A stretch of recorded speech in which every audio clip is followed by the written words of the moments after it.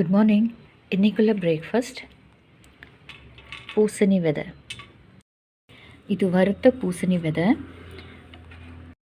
இந்த channel first time பார்க்குறீங்களா உங்களுக்கு சொல்கிறேன். இப்போ நேற்றுக்கு வந்துட்டு கிறிஸ்மஸ் செலிப்ரேஷனால் கொஞ்சம் ஃபுட் ஹெவி ஆயிடுச்சு இல்லையா, அதனால் அது பேலன்ஸ் பண்ணுறதுக்காக இன்றைக்கி ஃபைபர் ரிலேட்டடாக கொஞ்சம் பிரேக்ஃபாஸ்ட் கொடுத்துருக்கேன். இந்த சேனலில் ஃபுட்டோட டிஸ்பிளே மட்டும் இல்லாமல் கூடவே ஹெல்த் டிப்ஸும் கொடுக்குறேன். உங்களுக்கு பிடிச்சிருந்தா யூஸ்ஃபுல்லாக இருக்குன்னு நினச்சிங்கன்னா சப்ஸ்கிரைப் பண்ணிவிட்டு பாருங்கள். அப்போ நான் நெக்ஸ்ட் போடுற வீடியோ உங்களுக்கு நோட்டிஃபை ஆகும். இந்த பூசணி விதையில் வந்துட்டு நிறைய மெக்னீஷியம், ஜிங்க், அயன், அப்புறம் ஃபைபர், ப்ரோட்டீன் எல்லாமே நிறைஞ்சிருக்கு. இது வந்துட்டு ஹார்ட் ஹெல்த்துக்கு ரொம்ப நல்லது. இது இம்யூனிட்டியை பூஸ்ட் பண்ணும், டைஜஷனுக்கு இது நல்லா ஹெல்ப் பண்ணும். இது பிளட்டில் இருக்கிற சுகரை வந்துட்டு ரெகுலேட் பண்ணும். அப்புறம் வெயிட் மேனேஜ்மெண்ட்க்கு இது ஹெல்ப்ஃபுல்லாக இருக்கும்.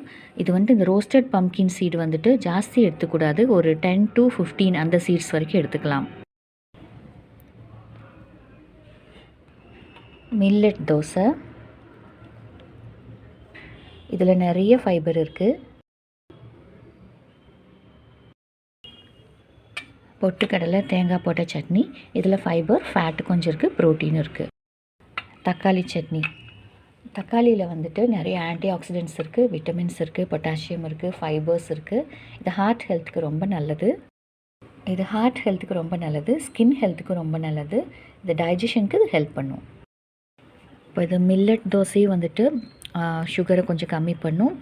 இந்த ஃபைபர், பூசணி விதையில் இருக்கிற ஃபைபரும் சுகரை கம்மி பண்ணும்.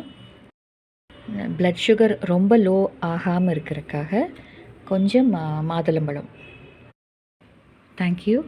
Thanks for watching.